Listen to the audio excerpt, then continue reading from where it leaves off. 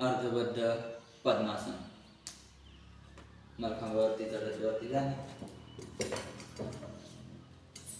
दोन्ही हातांनी मलखांबाच्या गुंडाला पकडणे व दोन्ही पाय समोर करून पोल मल्लखांब मांडीत पकडणे. त्यानंतर उजवा पाय गुडघ्यात वाकून आडव्या स्थितीत मलखांबाला लावणे व डावा पाय गुडघ्यात वाकून उजव्या पायावर लावणे. उजव्या हाताने मलखांबाचा गुंड पकडून डावा हात शरीराच्या मागून घेऊन डाव्या पायाचा अंगठा पकडणे व उजवा पाय मलखांबाला लावून उजवा हात उजव्या गुडघ्यावरती ठेवणे. अर्धबद्ध पद्मासन. तसंच समोर बघणे.